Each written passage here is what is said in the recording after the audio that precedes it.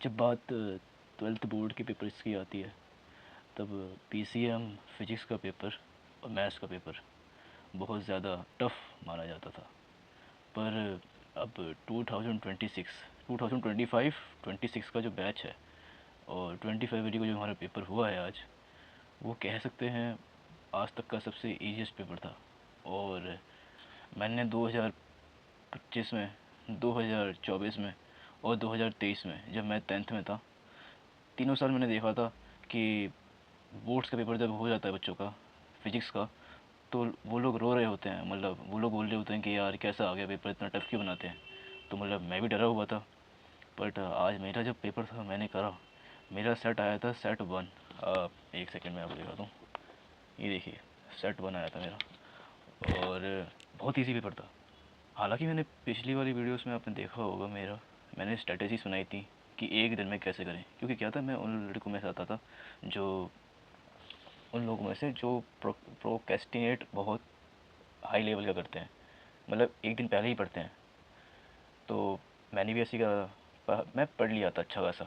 मैं डिसेंट पढ़ाई मैंने कर ली थी।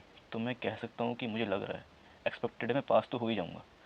पर कुछ बच्चे ऐसे होंगे जिनका इतना इजी पेपर था पर वो लास्ट मोमेंट तक, यानी वो पढ़े ही नहीं, वो भगवान भरोसे या फिर चीटिंग भरोसे रहे। और जब उनका हो गया पेपर तो वो बहुत दुखी हो गए होंगे, क्योंकि क्या है, ये तो एक पेपर हो गया। अगर आप पीसीएम के स्टूडेंट हो या फिर पीसीबी के स्टूडेंट हो, अब आगे के पेपर्स में हमें ध्यान देना है। मैं हर दिन वीडियो बनाऊंगा कि मैं कैसे तैयारी कर रहा हूँ, क्योंकि अभी हमें 7 दिन का गैप तो मिला है। अब इन 7 दिनों में हम अच्छी खासी तैयारी कर सकते हैं कि हम बहुत बढ़िया नंबर ले आएँ। अब दिन वीडियो बनाऊंगा और वीडियो बना के डालूंगा यूट्यूब पे। सो चैनल सब्सक्राइब कर लेना।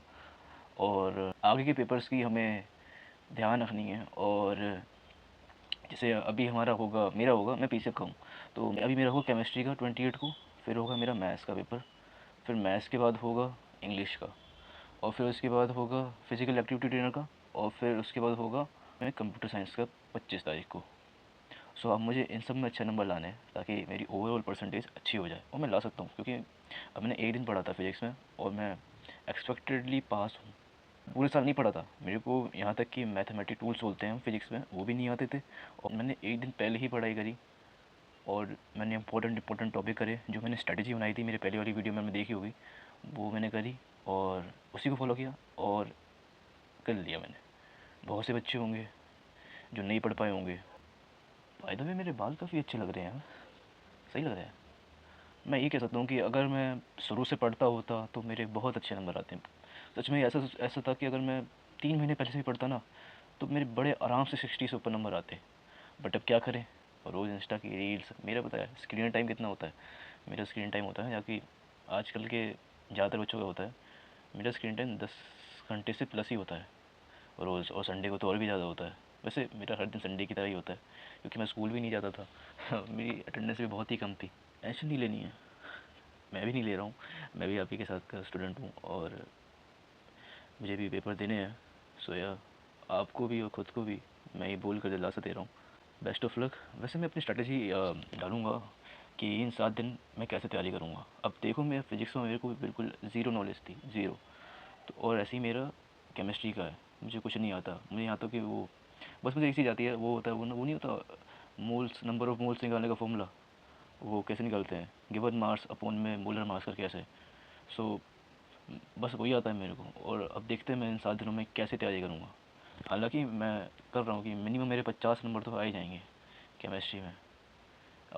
सो देखते हैं, इन 7 दिन वीडियो डालूँगा कि कैसे कैसे पढ़ाई करी। और मैं रिजल्ट वाले दिन भी वीडियो डालूँगा, 100% डालूँगा कि कैसे रिजल्ट आया। चलिए फिर, बेस्ट ऑफ लक और पढ़ाई कीजिए। मैं तो अभी एक्चुअली है, मैं स्कूल से आया था, मैं सो गया था क्योंकि कल रात में पूरा पढ़ाई था।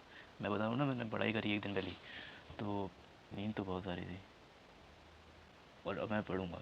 सो आप भी पढ़ो और बाय, बेस्ट ऑफ लक।